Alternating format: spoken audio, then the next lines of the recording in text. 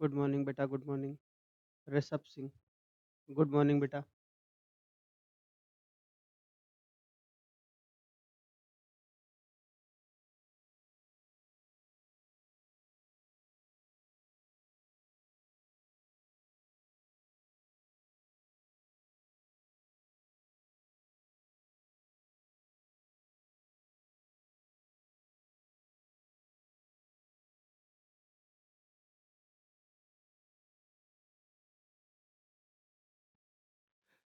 Study Gurukul में आपका स्वागत है। मेरा नाम तेजस्वी राज पाठक है।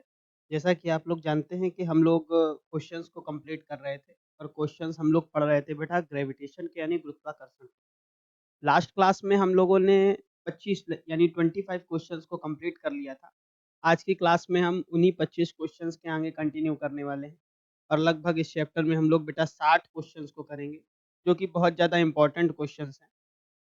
तो उम्मीद यही करते हैं कि आपने बहुत अच्छे तरीके से चैप्टर को पढ़ रखा होगा और चैप्टर को पढ़ने के बाद आपने क्वेश्चंस को भी बहुत ईमानदारी के साथ किया होगा।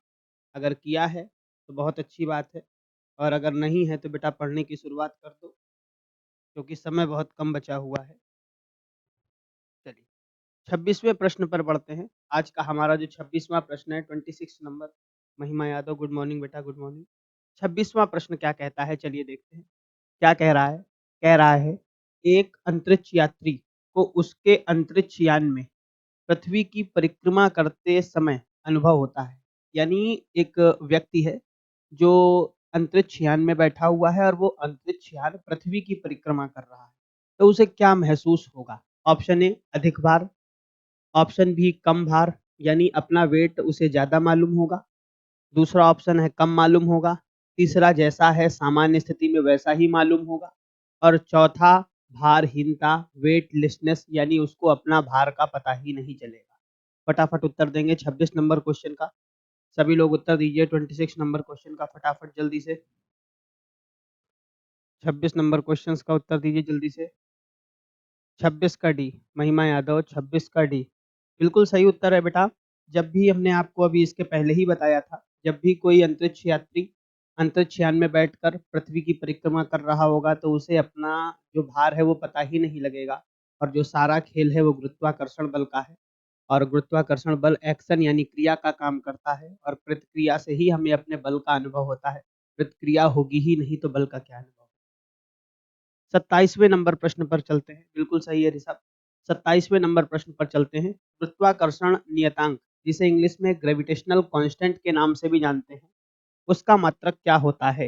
ग्रेविटेशनल कांस्टेंट का मात्रक क्या होता है? चलिए फटाफट बताइए। पहला newton into metre into kilogram, फिर होगा बेटा न्यूटन मीटर स्क्वायर पर किलोग्राम स्क्वायर, फिर है बेटा न्यूटन मीटर डिवाइड में केजी, और फिर है बेटा न्यूटन मीटर स्क्वायर पर किलोग्राम स्क्वायर। फटाफट बताएंगे सभी लोग, फटाफट बताएंगे। 27वें नंबर प्रश्न का सही उत्तर दीजिए। महिमा यादव डी, महिमा यादव का उत्तर है डी। फटाफट उत्तर देंगे सभी लोग, फटाफट उत्तर दीजिए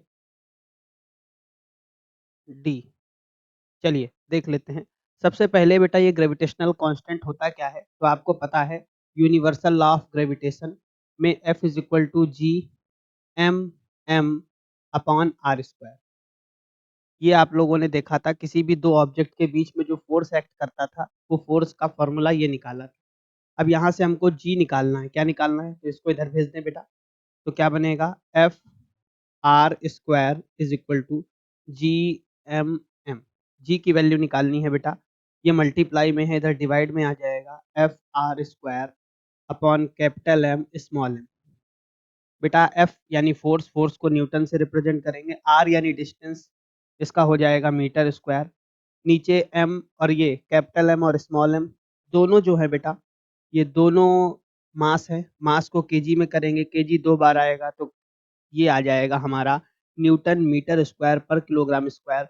जिन भी बच्चों का डी उत्तर था बिल्कुल सही है वो लोग, न्यूटन मीटर स्क्वायर पर किलोग्राम स्क्वायर बिल्कुल सही है ऋषभ बेटा। चलिए 28 नंबर प्रश्न पर बढ़ते हैं। क्या कहता है? यदि पृथ्वी का द्रव्यमान m है, पृथ्वी पर रखी वस्तु का द्रव्यमान स्मॉल m है। पृथ्वी का द्रव्यमान कैपिटल M है और पृथ्वी पर जो वस्तु रखी है उसका द्रव्यमान स्मॉल m है। तथा उनके बीच की दूरी कैपिटल आर है तथा गुरुत्वाकर्षण नियतांक कैपिटल जी है, तो इनके बीच लगने वाले बल एफ का सूत्र क्या है? यानी जैसा अभी हमने आपको बताया, ये क्या कहने की कोशिश कर रहे हैं कि भैया ये पृथ्वी है, ध्यान से समझिएगा, ये पृथ्वी है जिसका द्रव्यमान कैपिटल एम है और इसके ऊपर कोई एक वस्तु रखी हुई है जिसका द्रव्यमान स्मॉल एम है। ये स्मॉल एम है और ये क्या है? कैपिटल एम है। दोनों के बीच की दूरी जो है वो आर है और गुरुत्वाकर्षण नियतांक जी है। तो बेटा यूनिवर्सल लॉ ऑफ ग्रेविटेशन में फोर्स का फॉर्मूला निकल कर आता था एफ जी, दोनों ऑब्जेक्ट के मासेस, तो इसका कैपिटल एम है और इसका क्या है? स्मॉल एम, और उनके बीच की डिस्टेंस का स्क्वायर। तो बेटा क्या निकल कर आएगा? F is equal to G capital M small M upon R square, जो कि सही उत्तर हो जाएगा बी वाला। F is equal to G capital M small M upon में आर स्क्वायर। 28 का कौन सा सही है? बी सही है, बिल्कुल सही है बेटा। ऋषभ सिंह 28 का बी बिल्कुल सही है बेटा। चलिए 29 नंबर प्रश्न पर पहुंचते हैं। क्या कह रहा है? दो वस्तुओं के बीच लगने वाला गुरुत्वाकर्षण बल कितना होगा? यानी एफ निकालना है। यदि दोनों वस्तुओं के द्रव्यमान को दुगना कर दिया जाए। ऑप्शन ए दुगना हो जाएगा, ऑप्शन बी 4 गुना हो जाएगा, ऑप्शन सी आधा हो जाएगा, ऑप्शन डी चौथाई हो जाएगा। फटाफट उत्तर बताएंगे सभी लोग, फटाफट उत्तर बताएंगे सभी लोग, जल्दी से बताएंगे। 29 का बी। बिटिया क्या बता रही है? 29 का बी कह रहे हैं 4 गुना हो जाएगा। कितना हो जाएगा? 4 गुना हो जाएगा। और किसी का कोई उत्तर आ रहा है? 29 का बी 4 गुना हो जाएगा।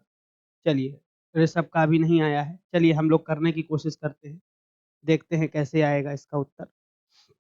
सबसे पहली बात आपको पता है, दो वस्तुओं के बीच जो लगने वाला बल होता है उसका फार्मूला होता है F is equal to G capital M small M upon में आर स्क्वायर। तो यहाँ पर पहला द्रव्यमान कैपिटल एम मान रखा है, कुछ लोग इसे M1 M2 भी मान लेते हैं, और ये दूसरा द्रव्यमान है। अब क्या कह रहा है? ये कहने का प्रयास कर रहा है दो ऑब्जेक्ट के बीच में लगने वाला फोर्स का फार्मूला ये है। लेकिन अब क्या कह रहा है? यदि दोनों वस्तुओं के द्रव्यमान को दुगना कर दे, तो यानी अभी जो पहली वस्तु है उसका द्रव्यमान कैपिटल एम है, उसको भी दुगना कर दो तो इसका दुगना कितना हो जाएगा? 2m हो जाएगा बेटा। दूसरी वस्तु कितनी है? स्मॉल एम, इसके द्रव्यमान को भी दुगना कर दे तो कितना हो जाएगा? 2m अपॉन में आर स्क्वायर। तो बेटा ये नया फोर्स निकल कर आएगा, तो इसे एफ डैश मान ले रहे बेटा। F dash is equal to to to to कितना होता है? 4, 4 को बाहर निकाल लिया, G capital M small M upon में आर। ध्यान से देखो बेटा, क्या ये इसको हम एफ नहीं लिख सकते, जो कि पहले फोर्स लग रहा था? तो अब जो फोर्स लग रहा है वो पहले वाले फोर्स का कितने टाइम्स है? 4 टाइम्स है, यानी 4 गुना है। कितने गुना है? 4 गुना है। जो पहले बल लग रहा था, द्रव्यमान को दुगना करने पर अब जो बल लगेगा वो पहले वाले बल का कितना गुना होगा? 4 गुना होगा। यानी 29 का बी यानी खा बिल्कुल सही उत्तर है। बिल्कुल सही है ऋषभ बेटा, बिल्कुल सही है 29 का बी। चलिए 30 नंबर प्रश्न पर चलते हैं। क्या कहता है? यदि किसी वस्तु का द्रव्यमान स्मॉल एम है तथा गुरुत्वीय त्वरण, कौन सा त्वरण? गुरुत्वीय त्वरण स्मॉल जी है तथा पृथ्वी की सतह पर है। किस पर है? पृथ्वी की सतह पर है। तो वस्तु का भार क्या होगा? वस्तु के भार का फॉर्मूला पूछा है। पहला option W is equal to M upon G, दूसरा option W is equal to M G, तीसरा option W is equal to ji upon M, और चौथा option W is equal to G plus M. फटाफट उत्तर देंगे 30वें question का उत्तर दें सभी लोग फटाफट बेटा, एवरीवन। 30 नंबर ऋषभ बी बता रहे हैं, ऋषभ बी। चलिए महिमा यादव बी बिल्कुल सही है बेटा। हम जो भार का फॉर्मूला होता है, किसी भी निकाय का जो भार होता है जिसे वेट कहते हैं, जिसे डब्ल्यू से प्रदर्शित करते हैं, वो कुछ नहीं उस निकाय के द्रव्यमान और गुरुत्वीय त्वरण के गुणनफल का ही समानुपातिक होता है। तो डब्ल्यू इज इक्वल टू क्या निकल कर आएगा? M G. W is equal to क्या निकल कर आएगा? M G. यानी हमारा जो भार है वो भार और कुछ नहीं है, हमारे शरीर के भीतर उपस्थित द्रव्यमान और पृथ्वी की सतह पर गुरुत्वीय त्वरण का गुणनफल ही होता है। तो बिल्कुल सही उत्तर है 30वें का बी हो जाएगा। चलिए 31वां प्रश्न क्या है? गुरुत्वाकर्षण नियतांक ग्रेविटेशनल कांस्टेंट, जिसे बेटा हम लोग कैपिटल जी कहते हैं। क्या कहते हैं? कैपिटल जी से रिप्रेजेंट करते हैं। इसका मान कितना होगा? फटाफट ऑप्शन बताएँगे। फटाफट ऑप्शन बताइए, कैपिटल जी का मान कितना होगा? What is the value of capital G? Everyone फटाफट। What is the value of capital G? Capital G का मान कितना होगा? कैपिटल जी का मान कितना होगा? महिमा यादव 31 का सी। चलिए बहुत शानदार बेटा। ऋषभ 31 का सी। चलिए ठीक है, बिल्कुल सही है बेटा। आप लोग कैपिटल जी की वैल्यू को जानते हैं कितना होता है? 6.67 इंटू 10 की पावर -11 न्यूटन मीटर स्क्वायर पर किलोग्राम स्क्वायर। बेटा इसकी वैल्यू होती है कैपिटल जी की। किसकी होती है बेटा? Capital G. और आप जानते होंगे एक साइंटिस्ट जिनका नाम है हेनरी कैवेंडिश। क्या नाम है बेटा? Henry Cavendish. उन्होंने इसके संदर्भ में बहुत सारे व्याख्यान दिए। अभी इससे संबंधित प्रश्न आगे आएगा, उस पे भी चर्चा करेंगे। बिल्कुल सही है, तो इसका सही उत्तर हो जाएगा सी। जिन बच्चों ने भी सी उत्तर दिया है बिल्कुल सही है बेटा। चलिए 32वें नंबर प्रश्न पर चलते हैं। पृथ्वी के केंद्र पर गुरुत्वीय त्वरण का मान क्या होगा? Option A maximum. Option A क्या लिखा है बेटा? मैक्सिमम। ऑप्शन बी क्या लिखा हुआ है बेटा? तो ऑप्शन बी है शून्य। और ऑप्शन सी क्या है? न्यूनतम। और ऑप्शन डी अनंत। जल्दी से बताइए, पृथ्वी के केंद्र पर on the centre of the earth what is the value of small g? Small g का मान क्या होगा? फटाफट बताइए। 32 का बी। ऋषभ 32 का बी बता रहे हैं बेटा। 32 का बी। महिमा 32 का भी बिल्कुल सही उत्तर है बेटा। हमने आपको बताया था जी के मान से संदर्भ में हमने आपको 7 पॉइंट बताए थे। कितने पॉइंट बताए थे? 7 पॉइंट बताए थे जी के मान के संदर्भ में। वो 7 पॉइंट क्या-क्या थे? फटाक से एक बार चर्चा कर लेते हैं। तो हमने आपको बताया था पृथ्वी की सतह पर जी का मान 9.8 है, चंद्रमा की सतह पर जी का मान 1.6 है, पृथ्वी के केंद्र पर जी का मान 0 है। पृथ्वी की सतह से भीतर जाएँ, चाहे ऊँचाई पर जाएँ, जी के मान में कमी आएगी। फिर विषुवत रेखा पर जी का मान न्यूनतम है और ध्रुवों पर जी का मान अधिकतम होता है। These are the 7 point which have been we discussed in later classes। तो इसका सही उत्तर क्या होगा बेटा? बी यानी शून्य हो जाएगा। बिल्कुल सही है जिन बच्चों ने शून्य बताया। तीसरा, प्रणोद, दाब तथा क्षेत्रफल के बीच निम्नलिखित में से कौन सा संबंध सही है? कौन सा संबंध सही है? तो आपको इसका पहले फ़ॉर्मूला पता होना चाहिए। तो प्रणोद क्या होता है? तो पहले आप प्रेशर समझ लीजिए। प्रेशर इज़ इक्वल टू होता है force upon area. Force upon area. ये जो यहाँ पर बल है, इसे ही हम लोग क्या कह देंगे? प्रणोद कह देंगे। क्या कह देंगे? प्रणोद। और ये प्रेशर है, प्रेशर को क्या कहते हैं? दाब। और बेटा एरिया है, एरिया को क्या कहते हैं? क्षेत्रफल। तो यहीं से फ़ॉर्मूला निकल कर आएगा, pressure is equal to force upon area, यानी दाब बराबर दाब बराबर प्रणोद बटे क्षेत्रफल। प्रणोद बटे क्षेत्रफल इसका सही उत्तर हो जाएगा। तो बेटा अगर ध्यान से देखेंगे तो दाब बराबर प्रणोद बटे क्षेत्रफल, जो इसका सही उत्तर हो जाएगा वो ए हो जाएगा। जिन भी बच्चों ने 33 का ए दिया था बिल्कुल सही जा रहे थे। ठीक है, चलिए 34 नंबर प्रश्न पर आते हैं। पृथ्वी की सतह से ऊपर जाने पर जी का मान बढ़ता है, घटता है? जी के मान में कोई परिवर्तन नहीं होता, जी का मान शून्य हो जाता है। फटाफट बताएंगे, पृथ्वी की सतह से ऊंचाई पर जाने पर जी के मान में क्या परिवर्तन आता है? अभी हमने आपको बताया है। 34 नंबर प्रश्न का उत्तर दें सभी लोग, फटाफट फटाफट फटाफट। जल्दी जल्दी उत्तर दें 34 नंबर प्रश्न का। महिमा 34 का बी। ऋषभ 34 का बी। बिल्कुल सही है बेटा। अभी हमने आपको 7 पॉइंट बताए थे। पृथ्वी की सतह से ऊंचाई पर जाएँगे तो जी का मान घटता है, गहराई में जाएँगे तो भी जी का मान घटता है। पृथ्वी के केंद्र पर जी का मान 0 होता है, विषुवत रेखा पर, भूमध्य रेखा पर न्यूनतम होता है, ध्रुवों पर अधिकतम होता है, चंद्रमा की सतह पर 1.6 होता है, ऊंचाई पर जाने पर कम होता है। ये हमने आपको 7 पॉइंट बताए। बहुत बढ़िया। अब क्या कह रहा है? ये कुछ नहीं जानने की कोशिश कर रहा है। ये कह रहा है यदि पृथ्वी का द्रव्यमान कैपिटल एम, पृथ्वी की त्रिज्या कैपिटल आर है तथा गुरुत्वाकर्षण नियतांक तथा गुरुत्वाकर्षण नियतांक कैपिटल जी है, तो पृथ्वी की सतह पर गुरुत्वीय त्वरण स्मॉल जी है। तो स्मॉल जी और कैपिटल जी में संबंध बताने की कोशिश कर रहा है। फटाफट बताएंगे 35 नंबर प्रश्न का सही उत्तर क्या होगा। ये जानने की कोशिश कर रहा है स्मॉल जी और कैपिटल जी में क्या रिलेशन होता है। फटाक से बताइए स्मॉल जी और कैपिटल जी में क्या रिलेशन होता है। ऋषभ सी, महिमा यादव सी। चलिए देख लेते हैं।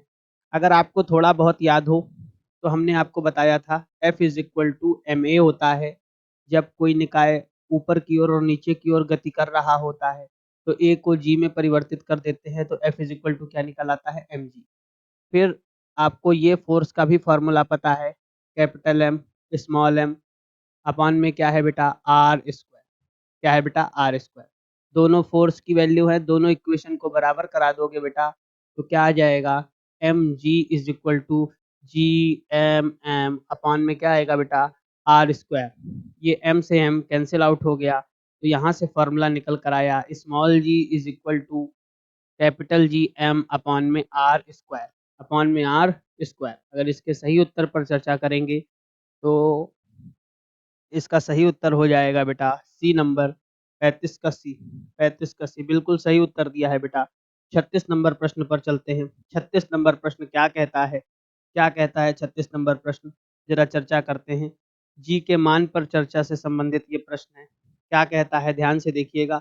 यदि ध्रुवों पर गुरुत्वीय त्वरण जीपी है, जी की वैल्यू, पी का मतलब पोल पर, जीपी है, तथा गुरुत्वीय जीपी तथा विश्वत रेखा पर, विश्वत रेखा पर, ये ध्रुवों पर है। कहाँ पर है बेटा, ध्रुवों पर, ध्रुवों पर है जी, और विश्वत रेखा पर जी ई है। ई से मतलब बेटा इक्वेटर है। ये कहाँ पर है, विश्वत रेखा पर, इक्वेटर पर, जिसे भूमध्य रेखा भी कहते हैं। विश्वत रेखा पर है ये जी। तो निम्नलिखित में से कौन सा कथन सही है। कह रहा है पोल पर और इक्वेटर पर जी की वैल्यू बराबर होती है। फिर कह रहा है पोल पर ज़्यादा होती है, इक्वेटर पर कम होती है। फिर कह रहा है पोल पर कम होती है, इक्वेटर पर ज़्यादा होती है। और चौथा ऑप्शन कुछ निश्चित नहीं है। फटाफट उत्तर बताएंगे सभी लोग, फटाफट उत्तर बताइए बेटा, जल्दी से उत्तर बताइए, जल्दी जल्दी। 36 नंबर प्रश्न का उत्तर दीजिए सभी लोग, एवरीवन 36 नंबर प्रश्न का उत्तर दें। 36 का बी, 36 का बी कह रहे हैं, 36 का बी।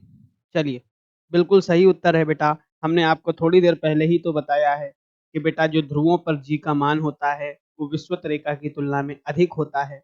इस वजह से जो बी ऑप्शन है ये सही हो जाएगा, जो बताने का प्रयास कर रहा है जी का मान पोल्स पर ज़्यादा है और इक्वेटर पर क्या है, कम है। चलिए, बहुत शानदार। 37 नंबर प्रश्न है, दाब, बल और क्षेत्रफल में क्या संबंध होता है। बिल्कुल अभी प्रणोद वाला भी ऐसा ही क्वेश्चन देखा था, फटाक से बताएंगे। 37 नंबर, 37 नंबर, 36 का डी कौन बोल रहा था, ऋषभ बेटा। 36 का बी सही है, सही है, बी है। 37 नंबर का उत्तर दें फटाक से, 37 नंबर का उत्तर दें, 37 नंबर क्वेश्चन का उत्तर दें फटाक से। 37 का बी बिल्कुल सही है बेटा। दाब का फॉर्मूला क्या होता है, दाब का फॉर्मूला यानी प्रेशर इज इक्वल टू होता है फोर्स अपॉन एरिया, जो कि हो जाएगा दाब इज इक्वल टू बल बटे क्षेत्रफल, बल बटे क्षेत्रफल। ये फॉर्मूला हो जाता है और इसका सही उत्तर क्या होगा, दाब इज इक्वल टू बल बटे क्षेत्रफल। 37 का बी बिल्कुल सही उत्तर हो जाएगा। बिल्कुल सही है बेटा, बिल्कुल सही है। 38 नंबर प्रश्न पर आते हैं, 38 नंबर प्रश्न पर आते हैं।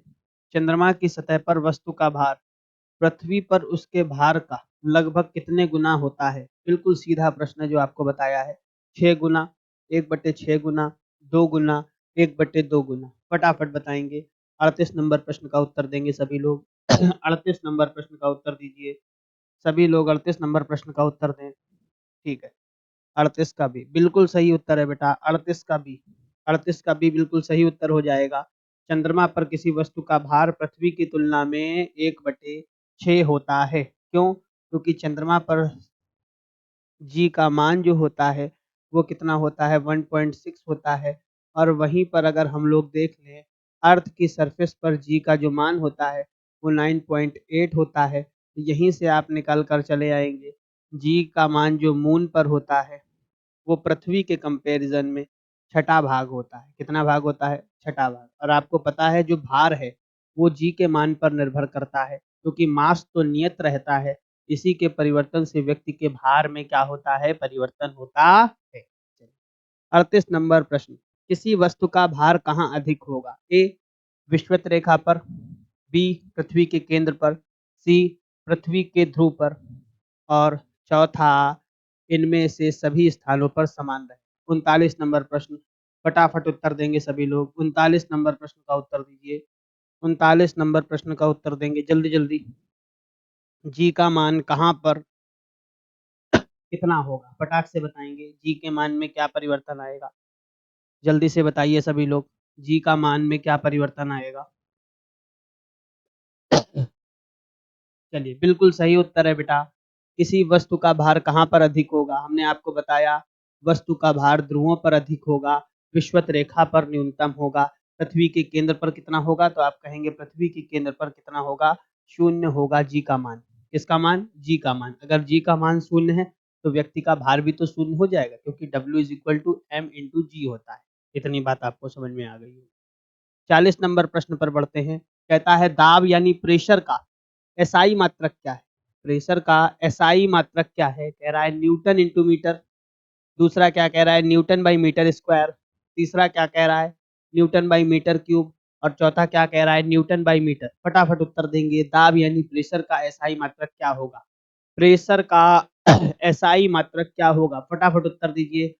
प्रेशर का एसआई मात्रक क्या होगा? जल्दी से उत्तर दीजिए सभी लोग। बहुत शानदार। बेटा प्रेशर का फॉर्मूला क्या होता है? प्रेशर इज इक्वल टू होता है force upon area. Force upon area.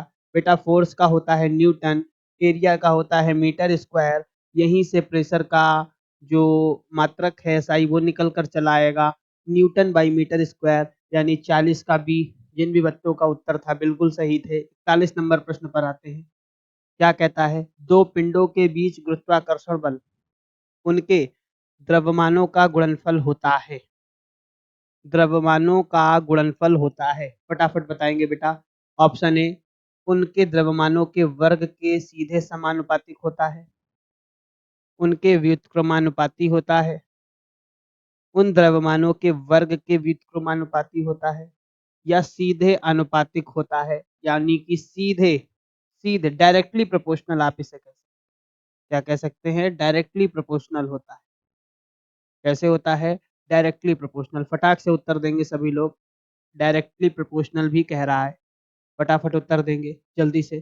चलिए, तो आपको फार्मूला पता होगा। बिल्कुल सही है बेटा, फार्मूला पता होगा। फार्मूला क्या होता है? तो किसी भी दो ऑब्जेक्ट के बीच में जो लगने वाला फोर्स होता है उसका फार्मूला ये होता है अपॉन आर स्क्वायर। हमसे कह रहा है उनके द्रव्यमानों में संबंध बताओ। तो द्रव्यमान तो ये है ना, इनको जरा निकालो बाहर। तो एफ सामने सामने लिखा है, डायरेक्टली प्रोपोर्शनल है, कैपिटल एम स्मॉल एम, ना कि वर्ग है। तो देखो इसका सीधे अनुपातिक होता है, सीधे अनुपातिक होता है यानी डायरेक्टली प्रोपोर्शनल होता है। तो 41 का डी।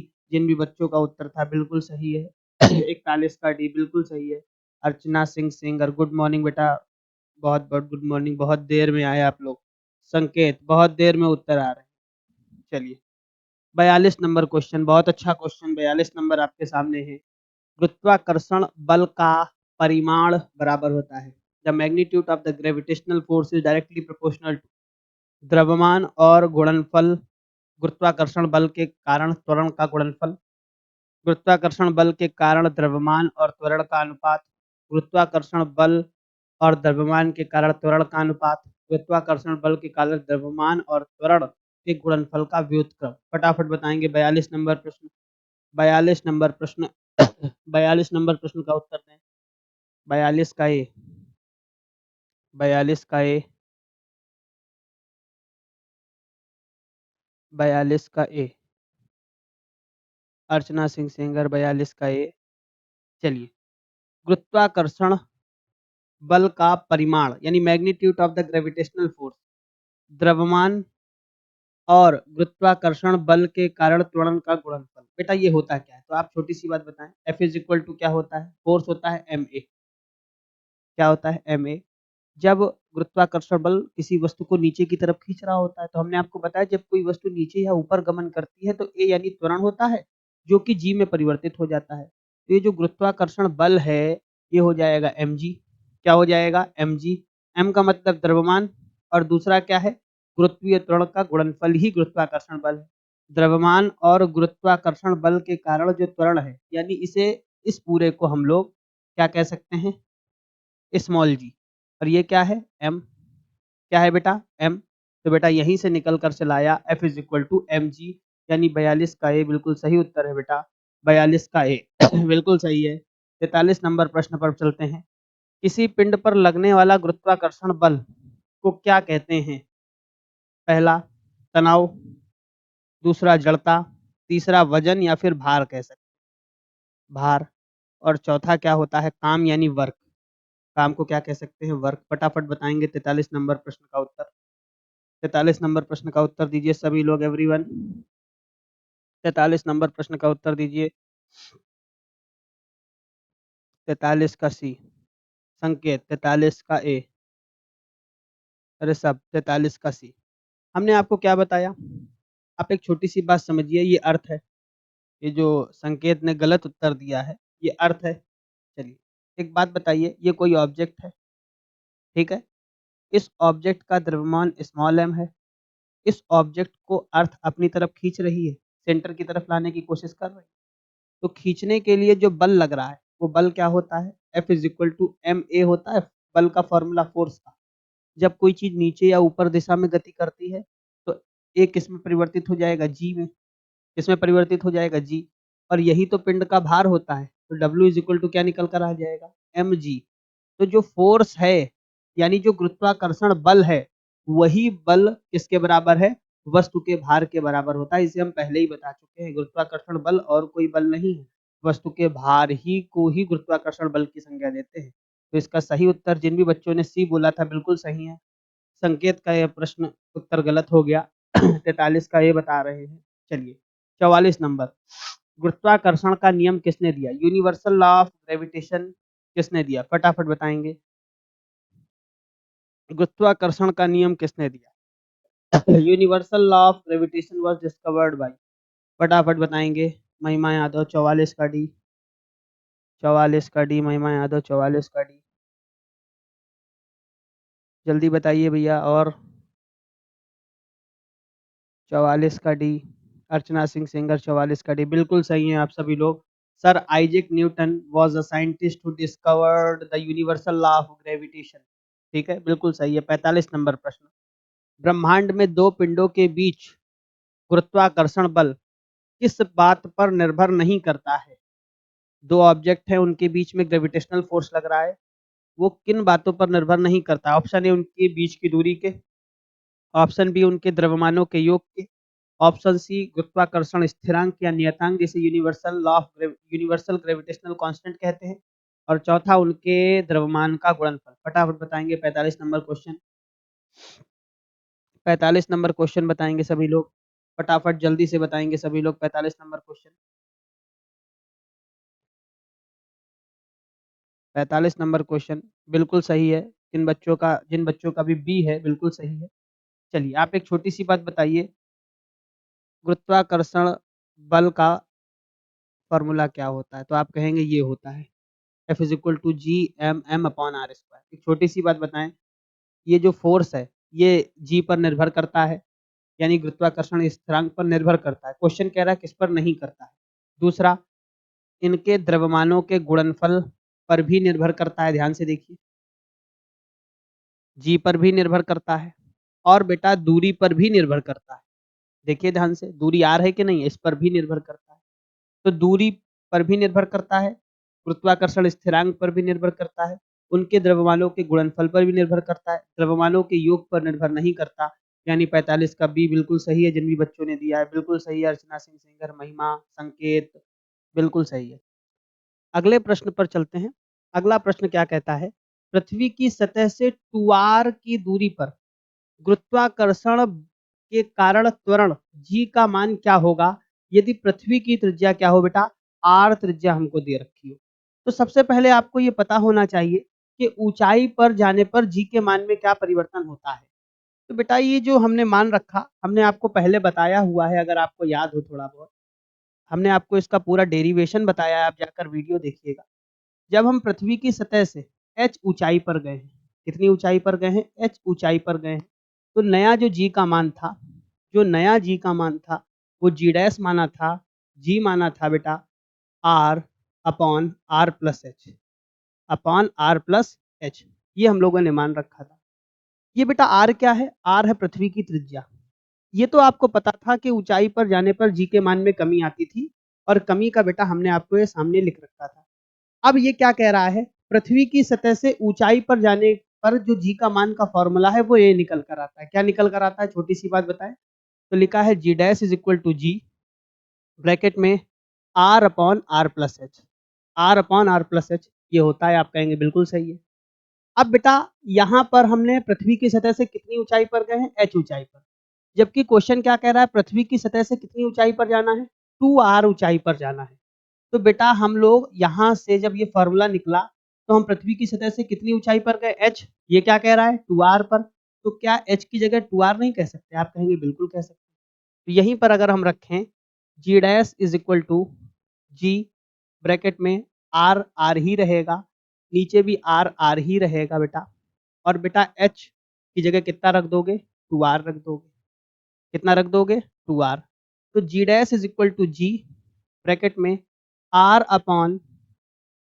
अपॉन ये कितना हो जाएगा बेटा? 2 और ये कितना हो जाएगा? 3। सॉरी, यहाँ पर स्क्वायर भी होता है, माफ़ी चाहते हैं इसके लिए। यहाँ पर स्क्वायर भी होता है, स्क्वायर भी होता है, ये बात भी याद रखिएगा।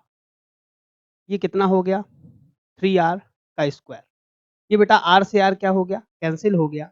जी dash is equal to g 1/3 का स्क्वायर, यानी g dash is equal to ji upon 9। यानी जो पृथ्वी की सतह पर जी का मान है, पृथ्वी की सतह पर जी का मान है, उसका नवा भाग जब हम पृथ्वी की सतह से कितनी ऊंचाई पर जाएंगे? 2r ऊंचाई पर जाएंगे, तो वहां पर हो जाएगा, यानी 46 का सी बिल्कुल सही उत्तर होगा। सार्वभौमिक गुरुत्वाकर्षण स्थिरांक कैपिटल जी का मान किसके द्वारा दिया गया? क्या कह रहा है? कैपिटल जी का जो मान होता है 6.67 इंटू 10⁻11 न्यूटन मीटर स्क्वायर पर किलोग्राम स्क्वायर। ये जो वैल्यू है ये किसने दी? किसने दी? फटाफट बताएंगे किसने दी? नाम है Henry Cavendish, B Antonio L Lavoisier, C Isaac Newton, D John Dalton. फटाफट बताएंगे। 47 का सी। संकेत कह रहे हैं 47 का सी, महिमा कह रही है 47 का ए, ऋषभ भी कह रहे हैं 47 का ए। बहुत शानदार, 47 के ए की बात कर रहे हैं, 47 के ए की बात कर रहे हैं। ठीक है, बहुत शानदार। अर्चना सिंह सेंगर, 47 का है, बिल्कुल सही है बेटा। Henry Cavendish was a scientist who discovered the value of the capital G. 48 number question है बेटा, 48 नंबर क्वेश्चन है। इस क्वेश्चन को बेटा थोड़ा हम लोग हीट के लिए रख देते हैं। किसके लिए? हीट। अभी हम उष्मा गतिकी पढ़ेंगे, अभी यहाँ पर ये समझाने से कोई फायदा नहीं है बेटा। ठीक है, आपको वैसे भी बहुत कम समझ में आएगा ये क्वेश्चन, इस वजह से इसको थोड़ा हीट के लिए रख दें। बिल्कुल भयभीत मत हो, कराएंगे सब, परेशान मत होइएगा कि कराया नहीं, कराएंगे सब। अभी बताने से समय जाया होगा और आपको समझ में भी नहीं आएगा। इस वजह से इस क्वेश्चन को यहीं पर थोड़ी देर के लिए रोक देते हैं। ये क्वेश्चन हमें याद रहेगा। 2 क्वेश्चन ऐसे हैं जिनको हम आगे वाले चैप्टर्स में कराने वाले हैं। दोनों के क्वेश्चन हैं, लेकिन कॉन्सेप्ट आना चाहिए। गुरुत्वाकर्षण के संदर्भ में कैपिटल जी को क्या कहा जाता है? कैपिटल जी को क्या कहा जाता है? कैपिटल जी को क्या कहा जाता है? फटाफट बताइए, 49 नंबर प्रश्न का उत्तर दीजिए। कैपिटल जी को क्या कहते हैं? कैपिटल जी को क्या कहते हैं? फटाफट बताइए जल्दी से। कैपिटल जी को क्या कहते हैं? ऑप्शन ए गुरुत्वाकर्षण स्थिरांक, ऑप्शन बी गुरुत्वाकर्षण आकर्षण, ऑप्शन सी गुरुत्वाकर्षण बल, ऑप्शन डी गुरुत्वाकर्षण के कारण त्वरण। फटाफट बताएंगे, फटाफट। 49 का बी संकेत, 49 का बी आशीष गोयल, 49 का ए रवि साहू, 49 का ए संकेत तोमर, 49 का बी। बेटा 49 का ये बिल्कुल सही है। बेटा गुरुत्वाकर्षण के संदर्भ में कैपिटल जी को यूनिवर्सल ग्रेविटेशनल कांस्टेंट कहते हैं। क्या कहते हैं? Universal gravitational constant. इसे सार्वत्रिक गुरुत्वाकर्षण गुरुत्वाकर्षण नियतांक, नियतांक, नियतांक, नियत का मतलब जो फिक्स है या फिर जो स्थिर है, स्थिरांक। तो जिन बच्चों ने भी 49 का ए उत्तर दिया है बिल्कुल सही है। 49 का ए बिल्कुल सही है बेटा। 49 का ए बिल्कुल सही है। 50 पर आते हैं। गुरुत्वाकर्षण बल निम्नलिखित में से किस स्थान पर अधिकतम होता है? यानी जो जी का मान है किस जगह सबसे ज्यादा होगा? ऑप्शन ए भूमध्य रेखा पर, ऑप्शन बी कर्क रेखा पर, ऑप्शन सी मकर रेखा पर और ऑप्शन डी ध्रुवों पर। फटाफट बताएंगे जी का मान किन स्थानों पर अधिक होगा? फटाफट बताइए सभी लोग। जी का मान किन स्थानों पर अधिक होगा? जल्दी से बताइए। जी का मान किन स्थानों पर अधिक होगा? महिमा यादव 50 का डी। ध्रुवों पर कह रही हैं बिटिया, ध्रुवों पर। ऋषभ 50 का डी। 50 का डी। 50 का डी। 50 का डी। अर्चना सिंह सेंगर 50 का डी। आशीष गोयल 50 का डी। बेटा आशीष नंबर लिख दिया करो। 50 का है, 49 का है, थोड़ा और ज्यादा आसानी रहेगी। बिल्कुल सही है। गुरुत्वाकर्षण बल, गुरुत्वाकर्षण बल का जो मान है वो किस स्थान पर अधिकतम होगा? तो वो होगा ध्रुवों पर। ये गुरुत्वाकर्षण बल नहीं, ये क्या जानना चाह रहा है हम आपको बता रहे हैं। ये जानना चाह रहा है जी। अच्छा, ये गुरुत्वाकर्षण बल क्यों दिया हुआ है? एक छोटी सी बात बताएं, गुरुत्वाकर्षण बल F is equal to M A से F is equal to M G भी तो हो सकता है। अभी हम बताते चले आ रहे हैं। यानी जी का मान जब बढ़ेगा तो F का मान बढ़ेगा, यानी गुरुत्वाकर्षण बल का मान बढ़ेगा। इस वजह से जब जी का मान ध्रुवों पर ज्यादा होगा तो गुरुत्वाकर्षण बल का मान भी जी पर अधिक होगा। सॉरी, ध्रुवों पर अधिक होगा। बिल्कुल सही है जिन बच्चों ने 50 का डी दिया है। हाँ बेटा, कल वाला क्वेश्चन है, बिल्कुल सही है। हो सकता है कुछ क्वेश्चन रिपीट हो बेटा, इस वजह से परेशान नहीं होते, एक आध क्वेश्चन रिपीट हो सकते हैं। ठीक है, चलिए। 51, हम दूध की विशिष्ट गुरुत्व को कैसे मापते हैं? हम दूध के, ये क्वेश्चन अच्छा है, थोड़ा इंपॉर्टेंट क्वेश्चन, ये इंपॉर्टेंट क्वेश्चन है। इसको हम विविध में बहुत अच्छे तरीके से कंप्लीट करने वाले हैं। विविध जब लास्ट पढ़ेंगे हम लोग, ये फिलहाल तो हम लोग पांचवा छठा चैप्टर पढ़ रहे हैं बेटा। इसके बाद जब लास्ट चैप्टर पढ़ेंगे तो हम इसे बहुत विधिवत कंप्लीट करेंगे। 51, दूध के विशिष्ट गुरुत्व को किसके द्वारा मापा जाता है? फटाफट सभी लोग बताएंगे, फटाफट बताइए। हाँ, आशीष गोयल डी। बिल्कुल सही है बेटा। हाइड्रोमीटर, क्या नाम है? हाइड्रोमीटर का उपयोग करके दूध के विशिष्ट गुरुत्व को मापा जाता है। अब फिर आया क्वेश्चन नंबर 52, पृथ्वी की परिक्रमा करता हुआ कोई उपग्रह इसलिए पृथ्वी पर नहीं गिरता क्योंकि पृथ्वी का आकर्षण उसकी गति के लिए त्वरण प्रदान करता है। सूर्य चंद्रमा के आकर्षण बल के सामने शून्य हो जाता है, उसकी नियत चाल के लिए प्रदान करता है, निर्वात में शून्य हो जाता है। फटाफट बताएंगे। 52 नंबर, 52 नंबर अच्छा क्वेश्चन है, 52 नंबर अच्छा क्वेश्चन है, इंपॉर्टेंट क्वेश्चन है, इंपॉर्टेंट क्वेश्चन है, इंपॉर्टेंट क्वेश्चन है। 52 नंबर फटाफट बताइए। 52 नंबर, 52 का है, महिमा यादव 52 का है बेटा, बिल्कुल सही है, बिल्कुल सही है। आप जाकर इसको कॉन्सेप्ट को देखिएगा, जब हमने आपको वृत्तीय गति पढ़ाया है, आप जाकर वीडियो देखेंगे, आपको बहुत अच्छे तरीके से समझ में आ जाएगा कि इसका उत्तर ये क्यों। ठीक है, तो आप जब जाकर देखेंगे तब आपको समझ में आएगा कि इसके उत्तर को हमने ए क्यों बताया। चलिए अगले प्रश्न पर आते हैं। यदि कोई उपग्रह पृथ्वी तल के अति निकट किसी कक्षा में परिक्रमा कर रहा है तो उसका कक्षीय वेग निर्भर करता है। कक्षीय वेग निर्भर करता है, कक्षीय वेग को बेटा बोलते हैं ऑर्बिटल वेलोसिटी। क्या बोलते हैं? Orbital velocity. 53 नंबर क्वेश्चन का उत्तर दें बेटा। आशीष नंबर लिख दिया करो आगे, 52 नंबर है, 53 नंबर है, 51 नंबर है, बाकी सब तो बहुत बढ़िया। 53 नंबर क्वेश्चन फटाफट बताएंगे। 53 नंबर क्वेश्चन, 53 नंबर क्वेश्चन, 53 का महिमा यादव कह रही है बी, महिमा यादव कह रही है बी, ऋषभ भी कह रहे हैं बी। बिल्कुल सही है बेटा, 53 का बी बिल्कुल सही उत्तर हो जाएगा। पृथ्वी की त्रिज्या पर, पृथ्वी की त्रिज्या पर अगर आपको नहीं पता है तो जाकर आप ऑर्बिटल वेलोसिटी का फॉर्मूला देखेंगे, आपको सही उत्तर मिल जाएगा। इस सब वीडियो में कंप्लीट कराया है, पूरा बहुत विस्तार से पढ़ाया है, कोई भी चीज छोड़ी नहीं है। 54 नंबर प्रश्न, यदि कोई व्यक्ति कृत्रिम उपग्रह में भारीनता का अनुभव करता है क्योंकि पृथ्वी के कारण लगा आकर्षण बल। ऑप्शन ए, भारहीनता को बेटा वेटलेसनेस कहते हैं, पूरा टॉपिक कंप्लीट कराया है। सभी स्थानों पर चंद्रमा के कारण आकर्षण बल संतुलित है, अभिकेंद्रीय बल के कारण निश्चित आकृति के उपग्रहों के कारण प्रभावहीन है। फटाफट बताइए। 54 नंबर प्रश्न बताइए। 54 नंबर, 54 नंबर, 54 नंबर। 53 का सी, हाँ बेटा ठीक है, 53 का सी था, बी होगा बेटा। बी होगा बेटा। 53 का बी, 53 का बी होगा। 54, 54 का क्या बता रही है बिटिया? सी बता रही है, सी बता रही है। बिल्कुल सही उत्तर है 54 का सी। बिल्कुल सही है, अभिकेंद्रीय बल के कारण। किस बल के कारण? अभिकेंद्रीय बल के कारण। हमने आपको बताया था वृत्तीय पथ पर गति करता हुआ कोई भी निकाय को अभिकेंद्रीय बल मिलता है। वो अभिकेंद्रीय बल कहाँ से आ रहा होता है? गुरुत्वाकर्षण बल से आ रहा होता है, जिसके कारण कोई भी निकाय वृत्तीय पथ पर क्या करता है? गति करता है। ये कल की क्लास का क्वेश्चन है बेटा। तो ये 54 का क्या हो जाएगा? सी। 55 नंबर प्रश्न आते हैं। रॉकेट किस सिद्धांत पर कार्य करता है? रॉकेट किस सिद्धांत पर कार्य करता है? ऑप्शन ए न्यूटन का तृतीय नियम, ऑप्शन बी न्यूटन का प्रथम नियम, ऑप्शन सी न्यूटन का द्वितीय नियम और ऑप्शन डी आर्किमिडीज का सिद्धांत। फटाफट बताएंगे। जल्दी बताइए, जल्दी बताइए। 55 नंबर प्रश्न। महिमा 55 का ए, महिमा बता रही है 55 का ए, और किसी का उत्तर नहीं आ रहा है। जल्दी से बताओ बेटा, सभी लोग फटाफट जल्दी जल्दी बताएंगे सभी लोग, जल्दी जल्दी बताइए।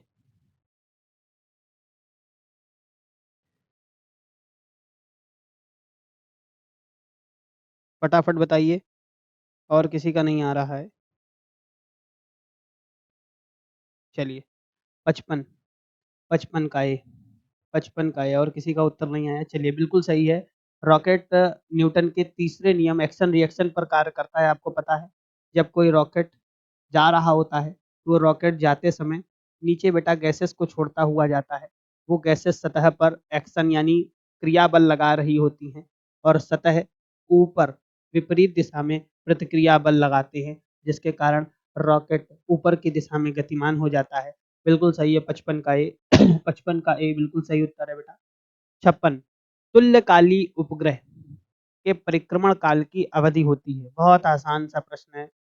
56 नंबर प्रश्न बहुत आसान प्रश्न है। 56, 56 जल्दी बताइए। तुल्यकाली उपग्रह, तुल्यकाली उपग्रह 56 का सी। महिमा यादव 56 का सी, महिमा यादव 56 का सी।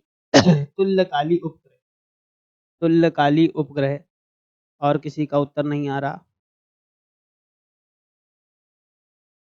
56 बिल्कुल सही है बेटा। तुल्यकाली उपग्रह का जो परिक्रमण काल अवधि होती है वो 24 घंटे होती है। आप जाकर पूरा वीडियो देखिएगा, आपको सब मिलेगा। अगला, जब भू स्थिर उपग्रह छोड़ा जाता है तो वह गति करता है। भू स्थिर को बोलते हैं जियो स्टेशनरी सैटेलाइट। क्या बोलते हैं? जियो stationery satellite.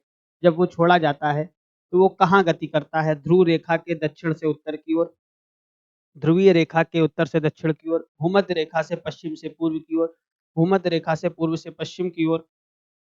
Important question, important question, फटाक से बताएंगे। 57 नंबर प्रश्न, 57 नंबर प्रश्न का उत्तर दीजिए।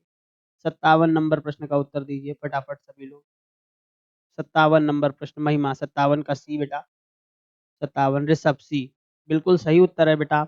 जब भी भू स्थिर उपग्रह जियो स्टेशनरी सैटेलाइट छोड़ा जाता है तो भू स्थिर यानी भूमध्य रेखा के चारों ओर चक्कर काटने की कोशिश करता है। हमने आपको बहुत बेहतरीन तरीके से पढ़ाया है और बताया है जिस दिशा में पृथ्वी घूम रही होती है उसी दिशा में यह घूमता है। तो पृथ्वी घूमती है पश्चिम से पूर्व, तो ये भी घूमेगा पश्चिम से पूर्व। 57 का सी बिल्कुल सही उत्तर है। 58 बहुत अच्छा प्रश्न है। 58, 58 नंबर प्रश्न बहुत अच्छा है। उम्मीद करते हैं आप सबको सारे ऑप्शन दिख रहे होंगे। 58 नंबर प्रश्न के सारे ऑप्शन दिख रहे हैं। इसको मैच करना है, फटाफट करेंगे। बहुत अच्छा प्रश्न है, ऐसे प्रश्न बहुत अच्छे होते हैं। ऐसे प्रश्नों की जो कैटेगरी होती है बहुत अच्छी होती है। वो सब कुछ जानना चाहता है एक छोटे से प्रश्न। फटाक से बताएंगे सभी लोग। जी बिल्कुल दिख रहा है, बिल्कुल दिख रहा है। बहुत शानदार। बहुत शानदार। 58 नंबर प्रश्न का उत्तर दें। 58 नंबर प्रश्न का उत्तर दें। 58 नंबर प्रश्न का उत्तर देंगे सभी लोग, सभी लोग जल्दी से 58 नंबर प्रश्न का उत्तर दें।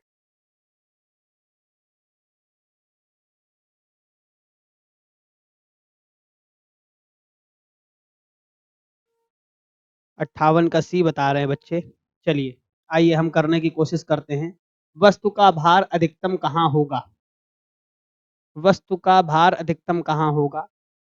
फिर दिया है वस्तु का भार घटता है, वस्तु का भार शून्य होता है, वस्तु का भार शून्य होता है। तो पहले 1-2 को मिला लेते हैं, फिर हमको उत्तर पता लग जाएगा। वस्तु का जो भार है, वो अधिकतम इन ऑप्शंस में कहाँ होगा? पृथ्वी की सतह से ऊँचाई पर जाने पर जी के मान में क्या आती है? कमी आती है, जब कमी आएगी तो भार घटेगा। फिर है कहाँ पर अधिक होगा? पृथ्वी की सतह पर। पृथ्वी की सतह पर ए का थर्ड, ए का थर्ड बेटा 2 बचे हैं, सी और डी, सी और डी, सी और डी बचे हैं। वस्तु का भार घटता है, कहाँ घटता है? पृथ्वी की सतह से ऊंचाई पर जाने पर, यानी बी का फर्स्ट, यानी ए का थर्ड, ए का थर्ड, तो बी का क्या हो जाएगा? फर्स्ट हो जाएगा। ए का थर्ड, बी का फर्स्ट, यानी 58 नंबर क्वेश्चन का जो उत्तर होगा वो सी हो जाएगा बेटा, सी, सी हो जाएगा। सी का क्या होगा? फोर्थ, वस्तु का भार बढ़ता है जब वस्तु चंद्रमा की ओर शून्य बिंदु पर गतिमान हो, और वस्तु का भार शून्य होता है शून्य बिंदु पर। शून्य बिंदु को यहाँ लिखने से ज़्यादा बेहतर है कि अगर लिख देते, वस्तु का भार शून्य होता है पृथ्वी के केंद्र पर। ठीक है, इतनी बात याद रखना तो ज़्यादा बेहतर हो जाता, यानी सी उत्तर सही है। 59, किसी रॉकेट को पृथ्वी से पलायन कराने के लिए न्यूनतम कितनी गति होगी? ये कुछ नहीं, एस्केप वेलोसिटी जानना चाहता है, पलायन वेग जानना चाहता है आपसे, फटाफट बताएंगे। Option A 10 kilometre per minute, option B 11.2 kilometre per minute, option C 11.2 kilometre per second, option D 12 kilometre per minute. फटाफट उत्तर देंगे सभी लोग, सभी लोग उत्तर दीजिए फटाफट। 59 का सी बिल्कुल सही है। 59 का सी 11.2 किलोमीटर पर सेकंड। पलायन वेग का जो मान होता है, एस्केप वेलोसिटी का मान होता है, वो कितना होता है? 11.2 किलोमीटर पर सेकंड। यदि किसी निकाय को हम इतनी स्पीड से फेंक दें तो वह पृथ्वी की सतह पर आकर दोबारा गिरेगा नहीं, बल्कि अंतरिक्ष में चक्कर काट रहा होगा, पृथ्वी की कक्षा से बाहर चला जाएगा। आज का अंतिम प्रश्न है, कृत्रिम भू स्थिर उपग्रह की अवधि क्या होती है? चक्कर काटने में कितना समय लेता है? कहाँ चले जाते हो रवि बेटा बीच? 60 नंबर प्रश्न का उत्तर दीजिए, 60 नंबर प्रश्न का उत्तर दीजिए, 60 नंबर प्रश्न का उत्तर दीजिए, 60 नंबर क्वेश्चन का उत्तर दीजिए सभी लोग। बिल्कुल सही है, 24 घंटे। कितना होता है बेटा? 24 घंटे। कितना होता है? 24 घंटे। तो ये थे बेटा गुरुत्वाकर्षण के लगभग लगभग 60 क्वेश्चन। इनमें से बेटा 3 से 4 क्वेश्चन हमने छोड़ रखे। कितने क्वेश्चन? 3 से 4 क्वेश्चन छोड़ रखे हैं, जिनको बीच में हमने गायब कर दिया है। हमको पता है शायद आपने ध्यान ना दिया हो, लेकिन वो 4 क्वेश्चन ऐसे हैं जिनको आने वाले टॉपिक में कंप्लीट कराएंगे। बताने को तो अभी भी बता सकते थे, तभी तो लिख रखे थे, लेकिन क्या था ना बेटा, अभी तुमको वो टॉपिक और कॉन्सेप्ट पता नहीं, इस वजह से उनको रोक कर रखा है। आने वाली क्लासों में देखिए। अगर आपका इस क्लास से रिलेटेड या गुरुत्वाकर्षण या फिजिक्स में कोई भी डाउट है तो कमेंट बॉक्स में जरूर पूछिएगा, आपको उसका उत्तर जरूर मिलेगा। जो कल की क्लास है उससे बहुत इंपॉर्टेंट चैप्टर चालू होने वाला है, पदार्थों के सामान्य गुण हम लोग पढ़ने वाले हैं। तो आप कल से बिल्कुल रेगुलर रहिएगा। अगर आपने फिजिक्स अभी तक नहीं पढ़ी है तो यहाँ से भी पढ़ने की शुरुआत कर सकते हैं। यहाँ से एक नए अध्याय की शुरुआत होगी और बहुत मज़ा आने वाला है, क्योंकि यहाँ पर रटने से ज़्यादा समझने पर बल दिया जाएगा। और कल से हम नए चैप्टर की शुरुआत करेंगे, तो आप बिल्कुल समय पर 7 बजे उपस्थित हो जाइए। अगली क्लास में हम मुलाकात करेंगे, और अगर आपका कोई सुझाव है तो कमेंट बॉक्स में ज़रूर दीजिएगा। तब तक के लिए बहुत बहुत धन्यवाद।